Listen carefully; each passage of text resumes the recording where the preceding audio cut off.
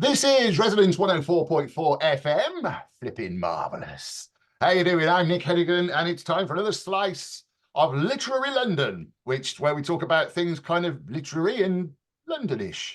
And as an extra bonus, because we are talking very much about literature and London this time, as an extra bonus as well, if you're listening in stereo, you can probably see we're in vision. And we're in vision because I am face to face with the glory, the man, the legend, the thing that is Guy Masterson. So hello, Guy. Hey, hello, Nick. How are you, man? Oh, brilliant. Lovely to see you, mate. I mean, full disclosure, we are old mates. We actually met, I was trying to think about it the other day. We met at an event for Dylan Thomas that Riff Rhys Jones had arranged. Do you remember that? That was the We did, yes. I think you came to see. I did a poetry reading of not reading, a recital of Dylan Thomas's short stories and poems for the Fitzrovia Festival, Dylan Thomas Festival, wasn't it? I think it was called. And then and Riff Rhys Jones was doing something. I can't remember where it was, but somewhere in London. Well, it's Fitzrovia, wasn't it? But yeah, he was supposed to be organising it, but he didn't really. It was kind of his idea. I think he's written a book called How Welsh Are You? I seem to remember spending quite a lot of time in his kitchen in Fitzroy Square when he lived there. But that was where we first met. And of course, we've got to talk about your current project, which is very exciting and completely London. Well, it's international, really. But yeah. Because we're talking about the Animal Farm by George Orwell that you're presenting. But of course, we should also talk, if you are watching this in vision on YouTube or on bohemianbritain.com, you will see over my right shoulder is a picture of our Guy holding because Yes. The unfogged version of Christmas Carol. yes, indeed. So you may know as well, of course, if you're a regular, that I adapted a version of A Christmas Carol. And Guy came in and did a reading. We did it at the lovely Fitzrovia Chapel. Beautiful it was. It was glorious. It was a candlelit reading with artificial candles, but you would never have known. And it was glorious, and I fell in love with it. And the irony of that was that I admitted to you that I'd never read Christmas Carol or even seen it before, and I'd avoided the Muppets version and everything. I'd seen excerpts,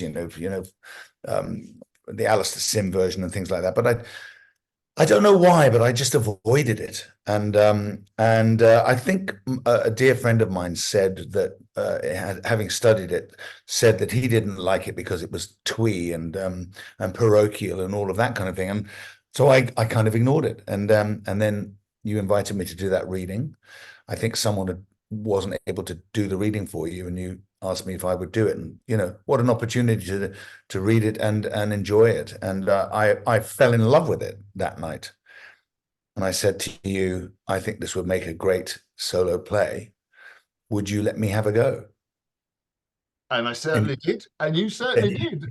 And you can direct it, I said. I shall direct you as well. I must apologise now, and I do apologise generally for sort of making you dance so much. You have to see it's a one-person show, but Guy does a lot of dancing in there, and him and that coat get on very well. But that's me teasing A Christmas Carol. Well, I think the coat became the magical thing. When you introduced the coat into the rehearsal room, I realized the potential of everything that it could do in terms of become other characters and become the ghost and all of those things. And of course, my way of working is that I strip everything away, so that everything that you see in the play is seen in your head. And so I can describe rooms and fires and all this kind of stuff, and it's not dictated by what you see behind you. There's nothing behind me, and so it's a black space, and so it works in your imagination.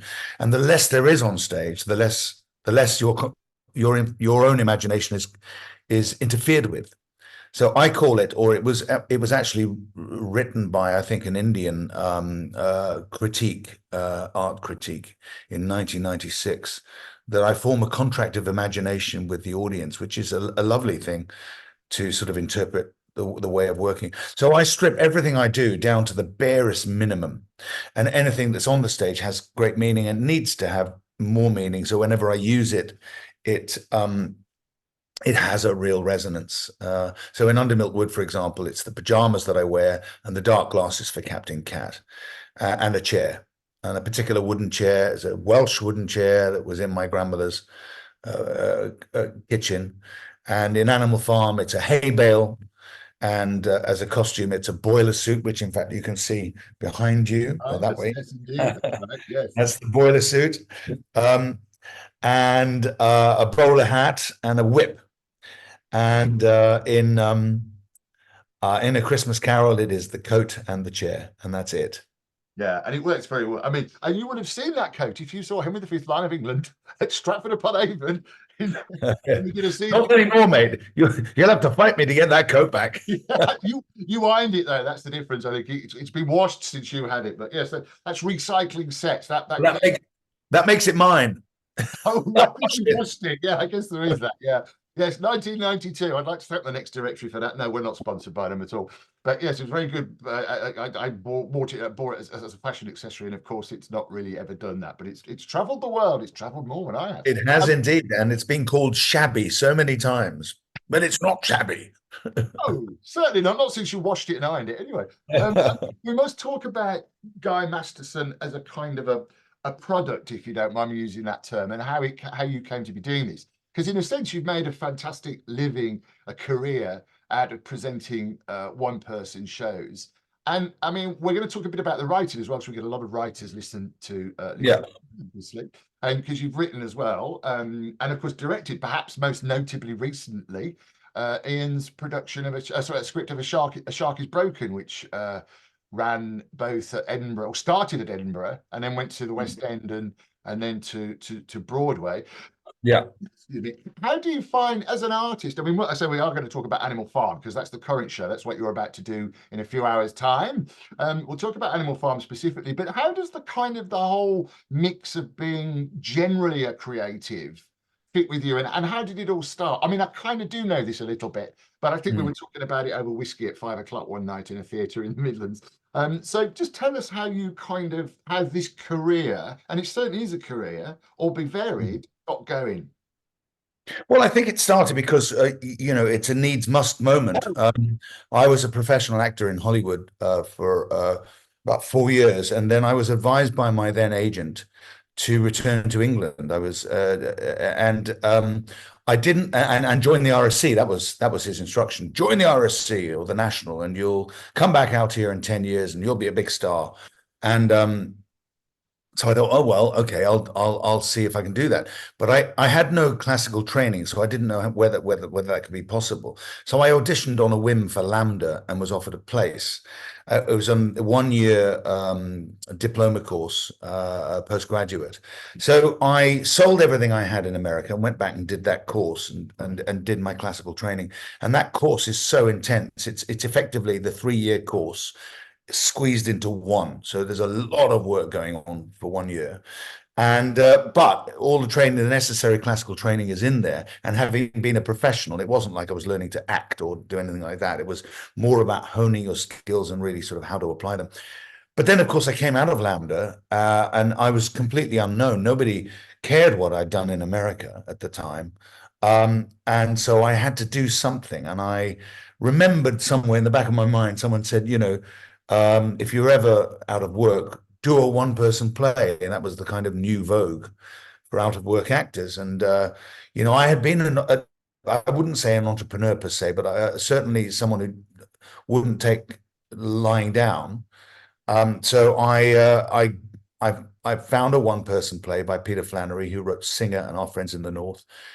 And I read it through, and it was dated because of the reference within it. So I called him and I said, "Look, do you mind if I update this to have modern references that everybody's going to recognize?" And he said, "Go for it, go for it." So I did that, and I fell in love with the genre. I fell in love with the direct contact with the audience, and it changed my life. It changed my life as a performer, because no longer was I performing for me to be seen and showcase my talent in the hope that someone was going to hire me. Suddenly I had a much bigger reason. It was the power of the play itself and what it was saying and the way it was communicating to the audience. And in this particular case, it was a play about being a goalkeeper and the loneliness and the difference between the goalkeeper and the outfield players. And I dubbed it The Loneliness of the Long Distance Goalkeeper. And I was actually talking very, very seriously to the outcasts of the young of the group of young, those who don't fit in for some reason or do something different and are always castigated, and they're accepted whilst they're useful, i.e. they can play in goal, and but the moment the game's over, they are sort of out and friendless and disconnected. And I wouldn't say that I mean, I do remember being bullied at school very badly. One, because I was Welsh in a very English school, and two, because I had an Italian name. So in those days, I was fair game. And I had to deal with that. But it's much the same thing. You feel out. You feel out of the group, unpopular, and it's very hurtful. So this play I found was talking to those kids, and then I started lecturing around this whilst I was performing, and I fell in love with all of that. I fell in love with doing the performance for young people, and I fell in love with talking to them in a class environment and really sort of hitting home, that it's okay to be different. It's okay to stand up for yourself. It's okay to have convictions and not just go along with the group. But then, but as an artist, I fell in love with the genre. And ironically, I did get cast in a big West End production of Cyrano de Bergerac with Robert Lindsay at the Royal Theatre Royal Haymarket, and I was in that for 9 months.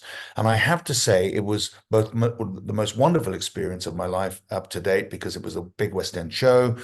But doing 8 shows a week with the same people, who some of whom got really bored of it and were doing all kinds of things to make themselves enjoy it more, and it became very tedious, and I couldn't wait for it to end. And it wasn't about the wage, because the West End wage for me at that time was very good.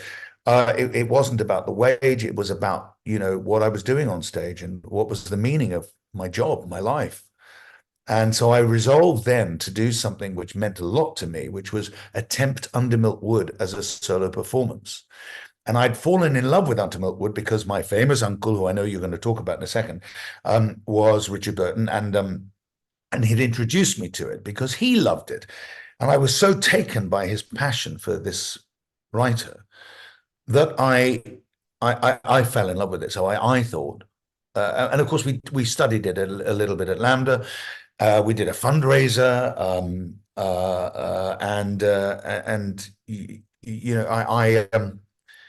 I loved it. So I resolved to do the first ever solo performance of Under Milk Wood ever attempted. And of course, it was an experiment in what I called physical performance storytelling, which was embodying all the characters without anything on the stage, and do it word perfectly as I could, without any alterations or additions to the text. And that was my project. I had no idea what was going to happen. I had no idea how an audience would take it or if it could work. As it turned out, it worked, and I honed it and then took it to the Edinburgh Festival, or was invited to the Edinburgh Festival, actually, to the Assembly Rooms in 1994. And it hit. And suddenly the international world opened up, and I was invited to New Zealand and to do this performance. And then, as you would have it, just as I'm embarking on this wonderful success, if you like, I got a call saying you can no longer perform Under Milk Wood because the National Theatre have purchased all rights. It's called what's it called? Not universal rights. It was called exclusive rights. So suddenly everything I had to cancel. So I had to come up with a new idea, and ironically, it was my girlfriend at the time who said, "Look, why don't you do Animal Farm?"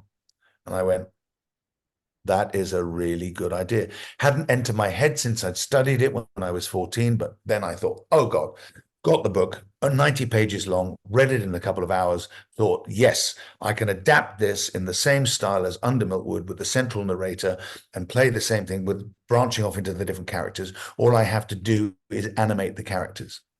And change a lot of the narrative into dialogue. So rather than telling us what's happening, I am playing the scenes as all the animals, just like Under Milk Wood. And the remarkable thing about Under Milk Wood is it's all done in the present tense. So we are watching those characters live their lives. So I changed Animal Farm from the past tense into the present tense.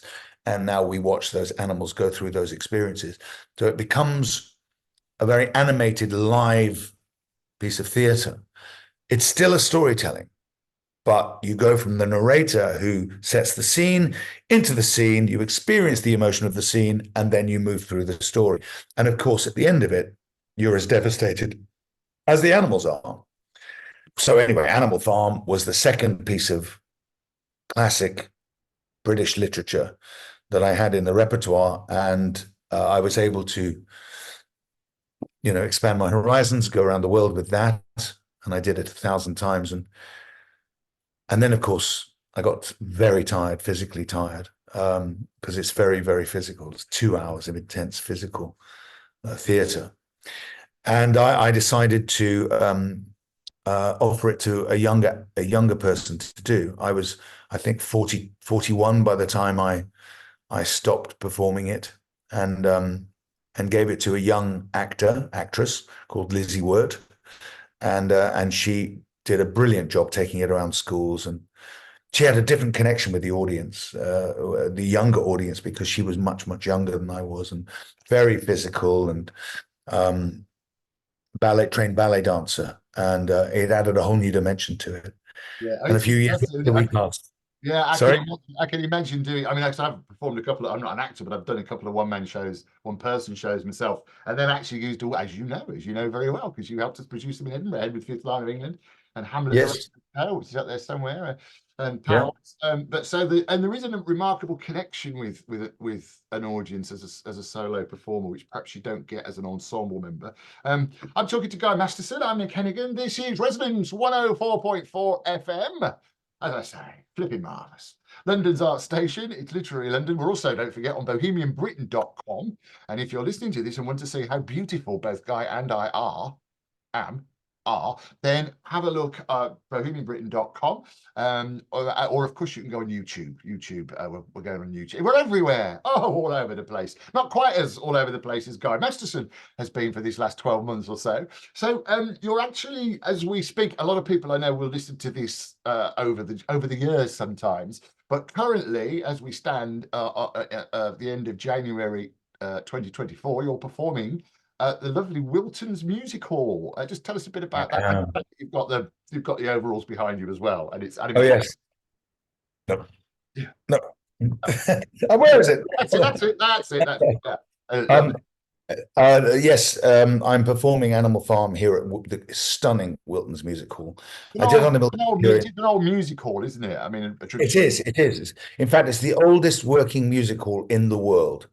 It went dark for many, many years. I think after the war, seemed to be locked up and dusty, and someone opened it up thinking that they were going to be able to develop the building, and then found this beautiful music hall. A stop was put on all development, and instead of developing it, it was protected, and they've managed to repurpose it for live entertainment, which is fantastic. And it is such a beautiful old distressed building, but it does what it does best. It provides a variety of everything from musicals, Christmas shows, proper variety shows, and of course theatre. And for me, the bareness of it, minimal kind of feeling of it. Yeah, absolutely. It still gives some grandeur, and it's got great acoustic. It's a lovely place to do this show. It poses its problems because it's got two levels, and you're effectively splitting the stage into two levels, and you have to light both areas. And then I have to remember what level I'm supposed to be on during the show. Oh, I'm going to be up there or down there. Sometimes I get it wrong, and I find myself in darkness and have to go upstairs. And of course, I have to move as an animal, so I'm scuttling around. Make sure that's what I'm doing, and I'm here until Saturday night. So just 4 performances left, but I do have one next week at the Arts Depot on the 31st of January, and that's my last performance in London for the foreseeable future of Animal Farm. I will be performing at Bath Theatre Royal May 31st and June 1st. And of course, we'll talk again because Christmas Carol's about to start coming around, isn't it? That's already booking for next Christmas. It is. It is indeed. And what's your relationship like? How do you feel about George Orwell? I mean, what do you think of him as a writer, Orwell? Truly, truly remarkable. The more I read, the more I read some of his work, you realize how prescient he was. He saw it all. He foresaw it all. And even though in Animal Farm it's an allegory which is kind of strictly linked to the events of the Russian Revolution and Stalin's abuse of the ideals of communism, he was effectively writing it to let the idealistic left know that what they believed in, i.e., communism as an ideal, was being abused. And of course, they were refusing to accept that Stalin was doing what he was doing. Was we all know now he's a mass murderer and was a totalitarian. But Orwell had written this allegory just before he died, and as a way of notifying that the great ideal of the social democratic revolution was being abused. And of course, no one believed him. And indeed, Disney purchased, or the CIA, I don't know whether the CIA, purchased the rights to Animal Farm and put out a cartoon version of it with Disney, which changed the ending of Animal Farm, which broke Sonia Orwell's heart because it changed the entire message. It was saying communism doesn't work and we must rise up and fight against it, rather than what Lenin's idea was, which was a social democratic revolution where everybody has a chance. And it's rather than focusing all profit into the hands of a few privileged people, which is effectively where, liberal democracy is intended to be. So for us living in a modern liberal democracy, it points out the hypocrisy of topical politicians and current politicians and the lies that they tell and the speak and the alternative facts that they pump out all over the place. And I kind of drop these in throughout the play in very clever places, so they don't seem forced in, but they seem to work with the narrative, and it reminds the audience that Animal Farm is just as topical today as it was 75 years ago.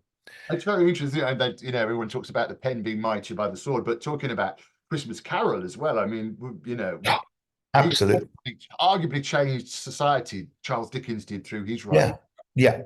And I didn't learn that until I did that reading. And whenever I feel it, I feel the topicality and the weight of responsibility when I tell that story. It has exactly the qualities that I look for in my work. And so that's what draws me to works like that. And I guess they're great for a reason, and that's one of them. So you've been performing show. I won't say exactly how long, but it's been a while now. Animal Farm is currently at Wiltons Music Hall, and it's going to be at the 29 years old today. Oh, good. Thank you for telling me that. I was going to say, how long has it been around for? 29 years. The world premiere was at the Traverse Theatre on Burns Night in 1995. Wow. And it's 25th of January today, Burns Night. And it also happens to be my 25th wedding anniversary. I was going to mention that, but I wasn't sure if I should. Congratulations. I mean, I obviously, as we've already explained, I know you very well now, and I consider you to be a good friend. I also love your family as well, and your girls are fantastic. I won't embarrass Luli by telling she told me how I could get my eyebrow. Anyway, it doesn't really matter now. And I kind of like the fact. Talking of family, we'll have to mention, of course, Uncle Richard, because I do believe in terms of writing, Richard Burton was quite an influence, and also because you were in America for a while, but you identify as Welsh, don't you? And you are Welsh. Yes, that's where I mean I was brought up in almost a Welsh commune, if you like, in North London. I was supposed to be born in Wales, but I came out 5 weeks early apparently during a heat wave. My mother said there was a party, and far be it from me to miss a party.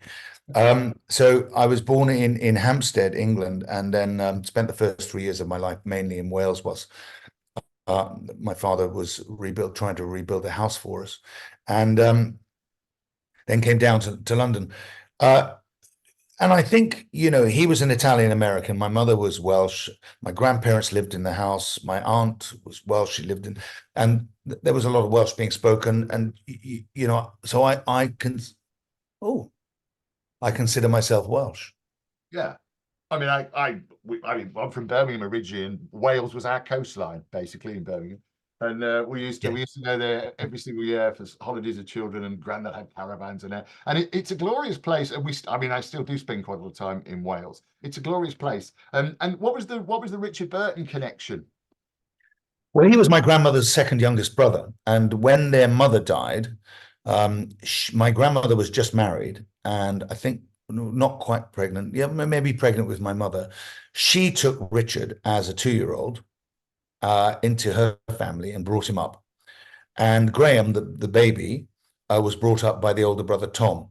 So Richard was brought up as my mother's older brother, effectively, but was technically her uncle. So technically he was my great uncle, but I always called him Uncle Richard. But the main influence came when, in 1981, when he asked me to drive him to Switzerland in a Mini Cooper, and which he'd bought. And I couldn't understand why he bought a Mini, because, you know, he could own any car he wanted. He said, "It's not a Mini, it's a Cooper S." Anyway, I could drive this thing, and I drove him to Switzerland in it. And so I spent 5 weeks with him in total in that environment. Many of not always in the car, of course, but watching Wimbledon and talking, and me asking the most inappropriate questions like, how much money have you ever made in your life? And what's the worst project you ever did? What's the biggest mistake you made? Oh, I turned down The Sound of Music. Why was it a mistake? I was on a percentage. You know, that kind of stuff. So I got Richard Burton at his vulnerable best, when he, instead of trying to impress me, he just answered my questions. And it was a remarkable experience. It's a bit like my week with Marilyn. Yeah. And he inspired me. He inspired me to look at literature again, and because he knew that I was studying sciences. I was at university studying biochemistry and chemistry. And he did ask me what the hell I was doing. And I said, I don't know. Honestly, I don't know. And I said, well, I think I'm going to drop out. He said, you will not drop out. You will finish your degree. Make no mistake. And so he did persuade me to finish my degree, which I did. But I think he also implanted the idea that literature was where it was at. And then when he died in 1984, which was 3 years later, suddenly, and it broke my heart. And my girlfriend at the time, who was an actress, said, maybe it's time for you to have a go. And so I had a go. Nobody could have believed at the end. Oh no, that was War of the Worlds. Nobody would have believed. Nobody would have believed. You did so well. It's obviously a family trait. So wow, it's we're almost out of time, which is incredible. But because we could go on forever, and probably will at some point in the future. Yeah. So if anyone wants to know more about Guy Masterson and the things that you've got coming up, obviously we've got the christmascarol.co.uk, I think, website, which occasionally we mention. But where is there a sort of a general spot so people can find out more about you and get in touch? Yes, guymasterson.com, which is also linked to my company, theatretourinternational.com. So either way, you know, you find all my gigs on there, and see the various shows that I'm presenting. You'll also see a list of past shows that I've done or been linked to in some artistic way, which is 150 shows, I think, over, crikey, 30 years now at the Edinburgh Festival. So yeah, I've been busy as a presenter, producer, writer, director. I mean, all things. I've just written my first screenplay, which has been optioned, and that is about the trip with Uncle Richard in the Mini Cooper. And so yeah, I'm a jack of all trades. I'm not sure I'm a master of any of them, but you know, I think the only way you can survive in this business is to be open to anything which is attached to it. And that way you don't have to say, I'm only an actor and I'm going to wait until that phone rings. At least you can say, well, look, I don't know anything about writing. I'm going to have a go and see if I'm any good at it. Or I might associate myself with really good writers and see if I can pick things up. And then I might have a go myself, you know, that kind of thing. Well, so you find someone called me a polymath once. I thought they were being insulting, but they weren't. And in the meantime, if you'd like to get in touch, you can, of course, as always, probably radio@mavericktheatre.co.uk, or I've got my own address now, Nick at bohemianbritain.com, nick@bohemianbritain.com. Thank you so much, Guy. Best of luck with Animal Farm. I shall see you probably tomorrow night or the night after. We'll have to have a cheeky beer. But thank you so much for your time. That's Guy Masterson in Dressing Rooms of the Wiltons Music Hall. I'm Nick Hennegan. This is Resonance 104.4 FM.